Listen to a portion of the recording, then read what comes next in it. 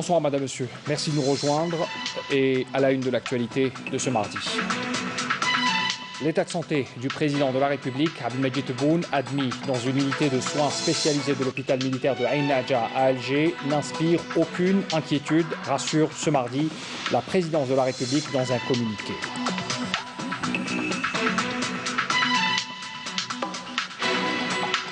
Le Premier ministre, Abdelaziz Jarrad, a reçu ce mardi au palais du gouvernement le ministre hongrois des Affaires étrangères et du Commerce en visite de travail dans notre pays.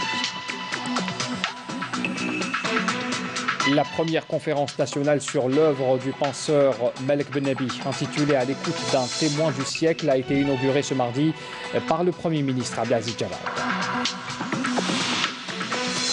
Et puis la campagne d'explication et de sensibilisation sur le projet de révision de la Constitution s'achève demain, mercredi à minuit. Ce mardi, le Premier ministre Abdelaziz Jarrad a organisé dans l'après-midi une rencontre à l'université Oued Boumedienne à Bab Zouar dans le cadre de cette campagne référendaire.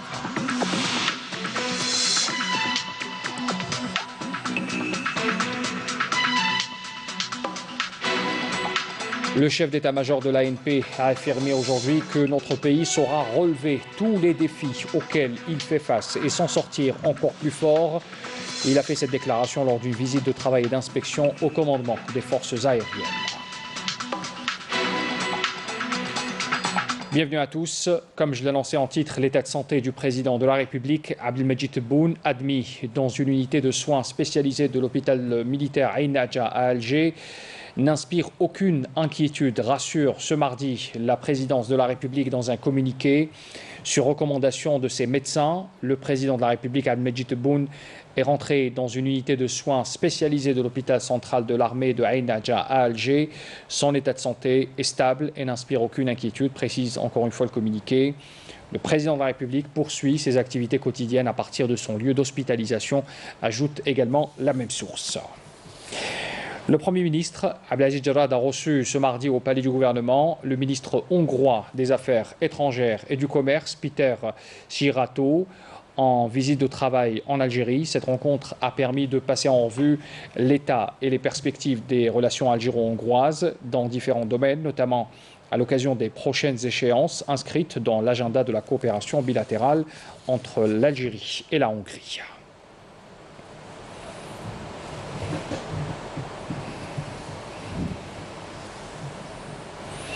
Le ministre des Affaires étrangères hongrois, Péter Szijjártó, a été reçu également par le ministre des Affaires étrangères, Sabri Bourgadoum. Les discussions ont tourné autour de la promotion et la consolidation des relations bilatérales et bénéficié de l'expérience hongroise dans le domaine de la transformation économique. L'entretien a été élargi bien sûr aux deux délégations. Et l'échange avait porté aussi sur des questions internationales d'intérêt commun. À cette occasion, 4 mémorandums d'entente ont été signés dans le domaine économique et culturel, signés donc par les deux ministres des Affaires étrangères. Je vous invite à écouter la déclaration des deux parties à l'issue de cette cérémonie de signature.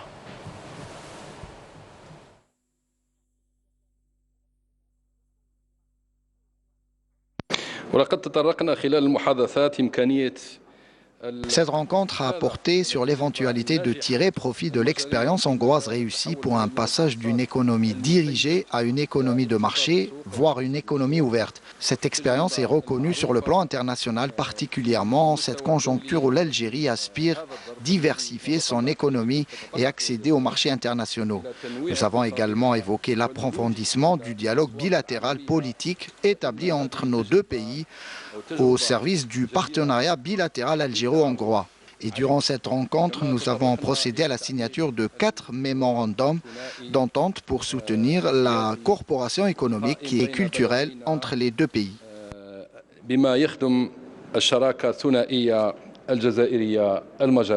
Je suis très heureux d'être ici. Si on regarde les principaux défis qu'a eu à affronter ces dernières années l'Union européenne, on retrouve en premier lieu l'émigration clandestine. Je vous donne ma parole que nous ferons tout au sein de l'Union européenne pour concrétiser un accord qui puisse nous permettre d'apporter notre aide aux pays nord-africains dans cette lutte contre l'émigration clandestine.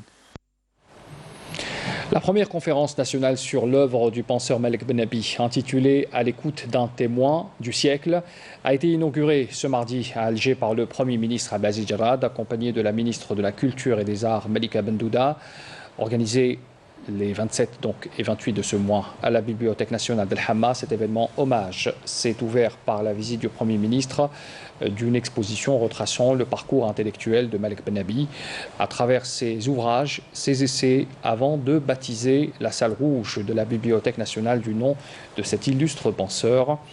Après la présentation de la conférence par le directeur central du livre et de la lecture publique, Smaïl Yabril, l'assistance a assisté aussi à la projection d'un court document donnant un avant-goût sur la pensée de Malek Bennabi.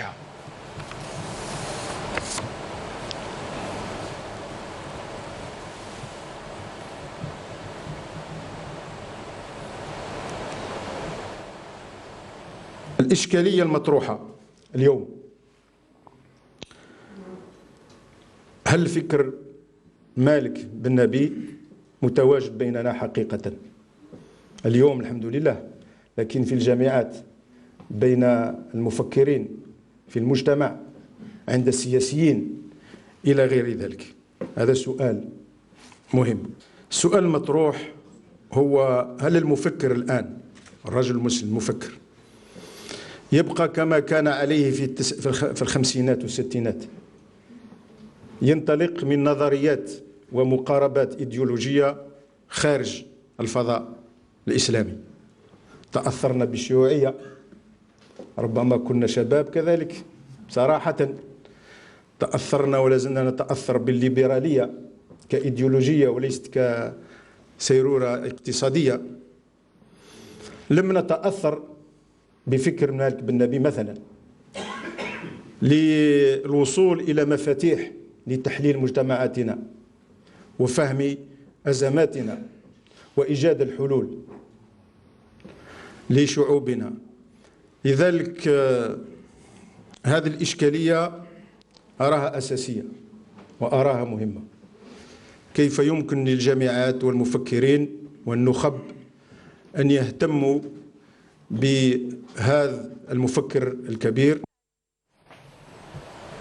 Alors, il s'agit de la première conférence nationale sur l'œuvre du penseur Malek Bennabi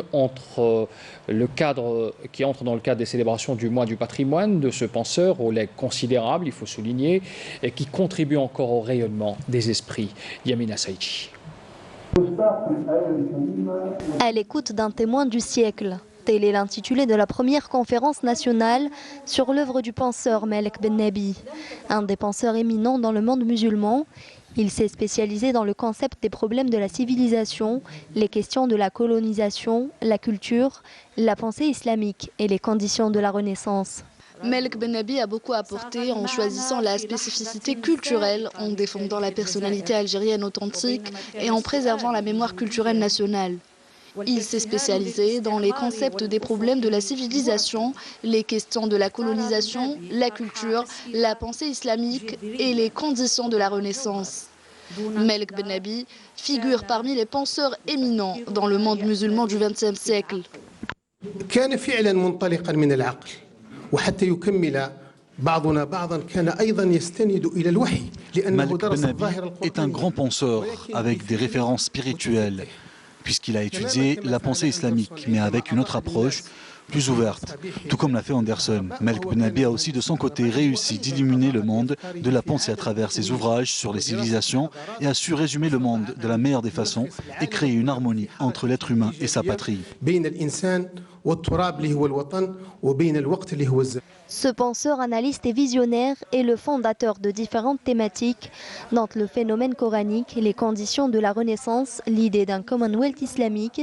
Il a également apporté des contributions notables au renouvellement de la pensée islamique.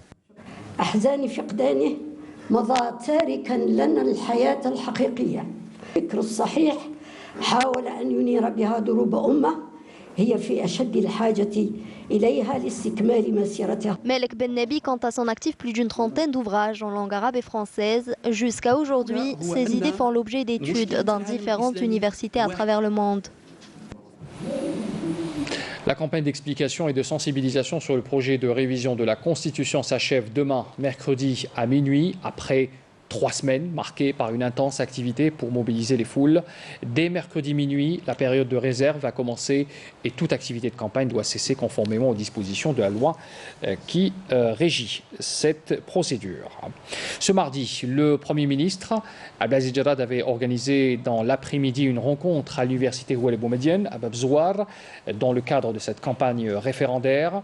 Abdelaziz Jarrad avait estimé que le référendum sur la révision de la Constitution est une réponse aux revendications exprimées par le Hirak populaire authentique en faveur de l'application des articles 7 et 8 de la Constitution qui stipulent que le peuple est la source de tout pouvoir et que la souveraineté nationale appartient exclusivement au peuple.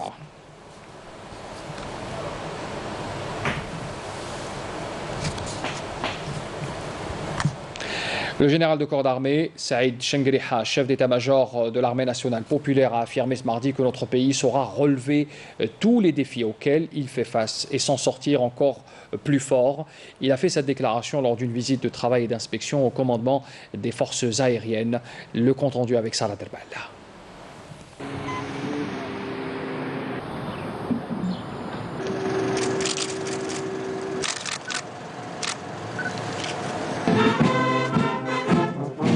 Au début et après la cérémonie d'accueil, le général de corps d'armée, Saïd Chengriha, a observé à l'entrée du siège du commandement en compagnie du général-major Mahmoud Laraba, commandant des forces aériennes, un moment de recueillement à la mémoire du shahid Amirouch Eid Hamouda, dont le siège du commandement des forces terrestres porte le nom, et a déposé une gerbe de fleurs devant sa stèle commémorative avant de réciter la Fatiha à sa mémoire et celle de nos valeureux chouhada.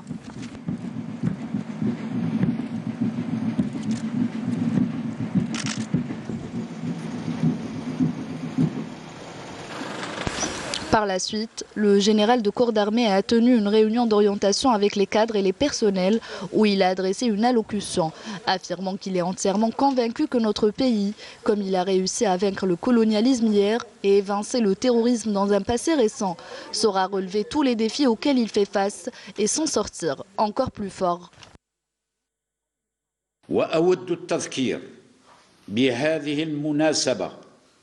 التي تأتي قبل أيام قليلة من إجراء الاستفتاء على مشروع تعديل الدستور أن المصلحة العليا للوطن تطلبت منا في الجيش الوطني الشعبي من منطلق مهامنا الدستورية.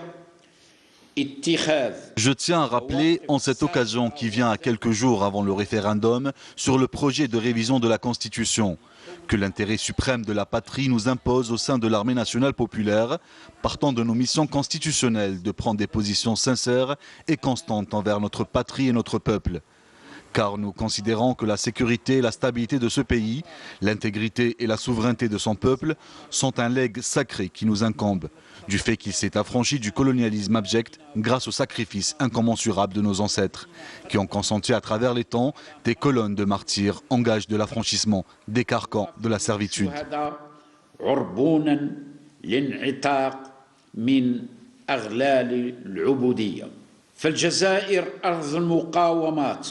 والشهادات تعرف جيدا قدر السيادة الوطنية. En effet, l'Algérie, terre de résistance et de martyrs, connaît pertinemment la valeur de la souveraineté nationale et le prix de l'indépendance, de la sécurité et la stabilité, car elle a connu jadis le goût amer de la tyrannie du colonialisme et a vécu les affres du terrorisme barbare et sanguinaire, qui n'était pas moins horrible, malveillant et dangereux que le colonialisme. الذي لا يقل بشاعة وحقدا وخطرا عن الاستعمار. لهذا فإننا على يقين تام أنه وكما قبرت الاستعمار بالأمس وقهرت الإرهاب في الماضي. Aussi, nous sommes pleinement convaincus que notre pays, comme il a réussi à vaincre le colonialisme auparavant et évincer le terrorisme dans son passé récent, saura relever tous les défis auxquels il fait face et s'en sortira plus fort et plus puissant. Il restera toujours invincible face à ses ennemis d'hier, d'aujourd'hui et de demain. et saura préserver son indépendance et sa souveraineté nationale.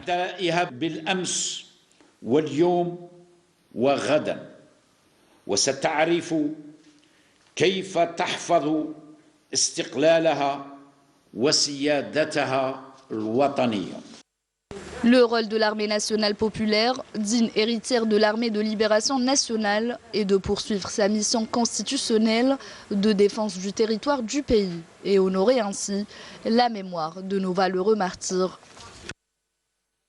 On revient également dans ce journal sur la campagne avec les meetings et rassemblements tenus hier. Les animateurs sillonnent le pays pour vulgariser, vous savez, les profonds changements que propose le projet de la loi fondamentale. La synthèse avec Nesrine Ben Saïdi.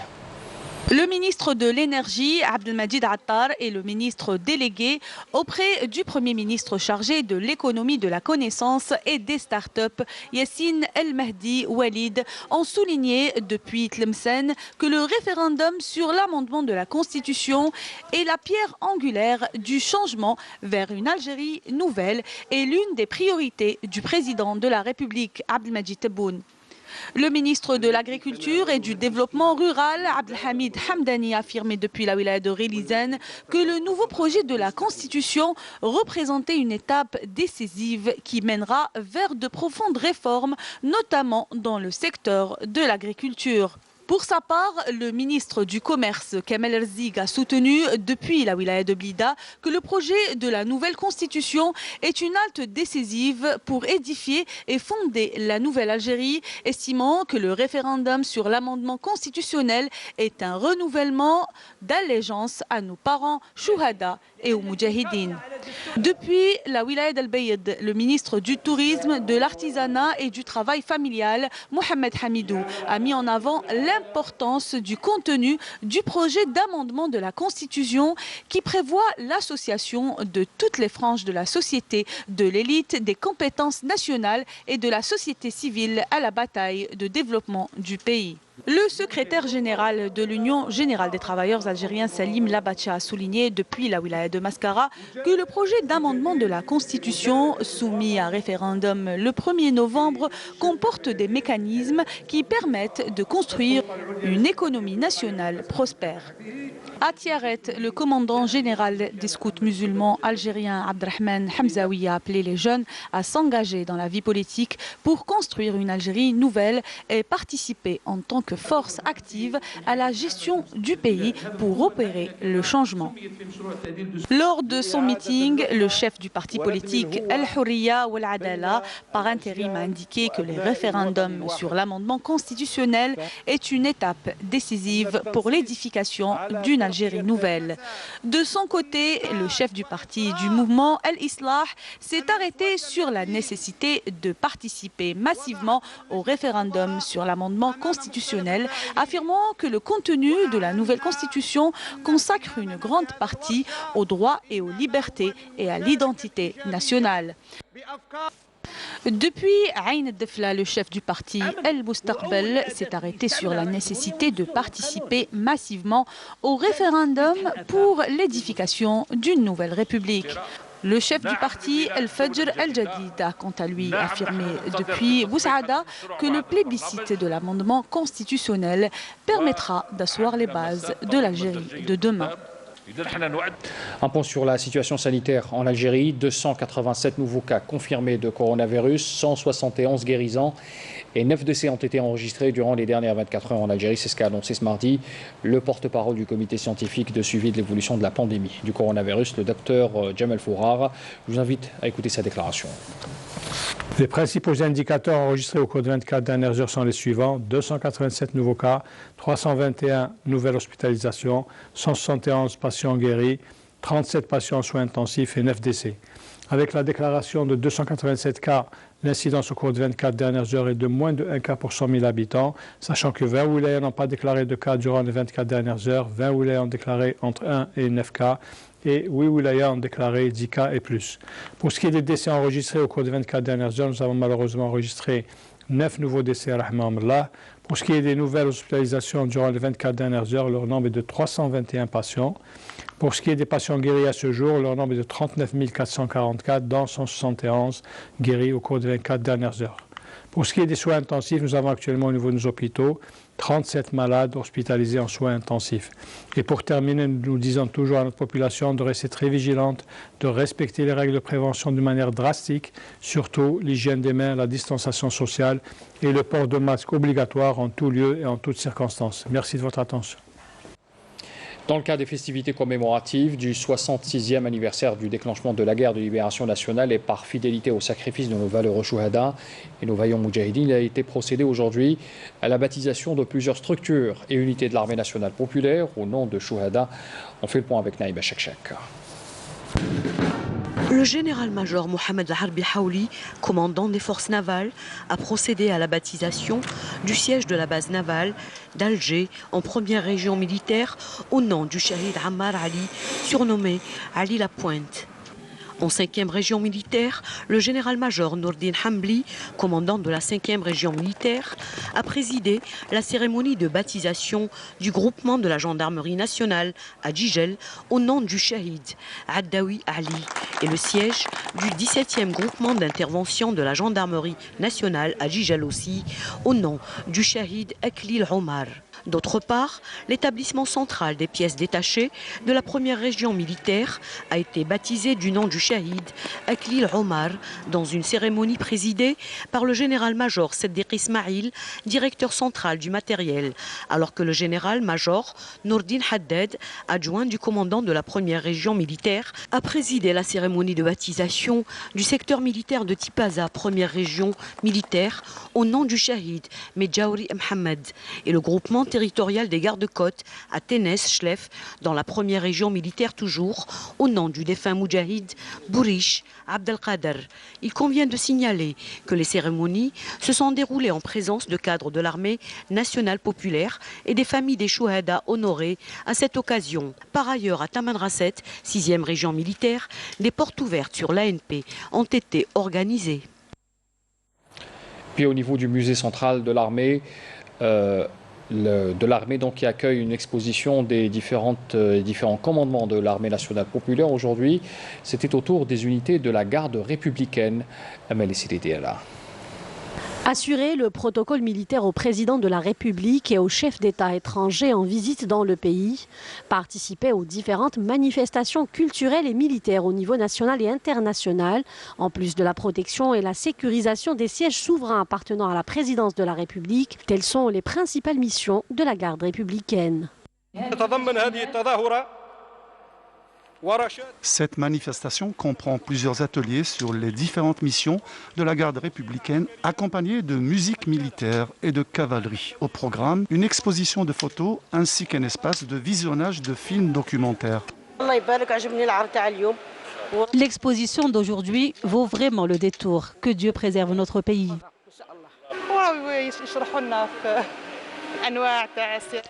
Ils nous ont donné des explications sur les missions de la garde républicaine. Nous avons aussi vu le matériel qu'utilisent ces hommes. Il y a par exemple des selles traditionnelles.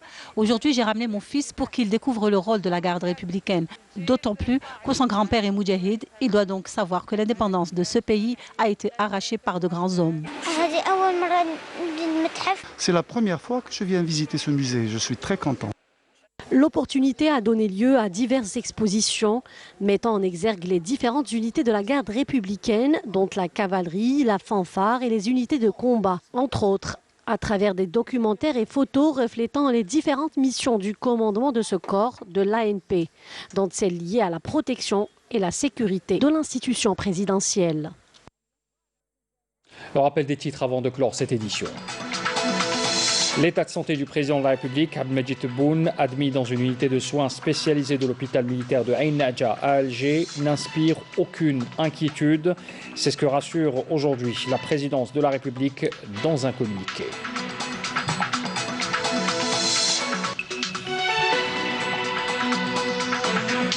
Le Premier ministre Abdelaziz Jarrad a reçu ce mardi au palais du gouvernement le ministre hongrois des Affaires étrangères et du Commerce en visite de travail dans notre pays. La première conférence nationale sur l'œuvre du penseur Malek Bennabi, intitulée « À l'écoute d'un témoin du siècle », a été inaugurée aujourd'hui à Alger par le Premier ministre Abdelaziz Jarrad. La campagne d'explication et de sensibilisation sur le projet de révision de la Constitution s'achève demain, mercredi à minuit. Ce mardi, le Premier ministre Abdelaziz Jawad a organisé dès l'après-midi une rencontre à l'université Oualy Boumedienne à Bab Zouar dans le cadre de cette campagne référendaire.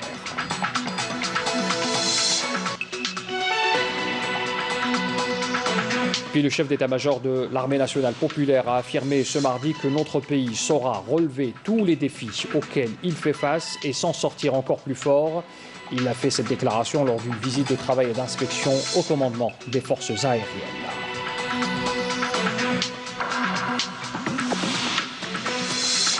C'est la fin de ce journal, merci de l'avoir suivi. Les adresses pour les replays et l'info continue s'affichent au bas de votre écran. Très bonne soirée à tous, à demain.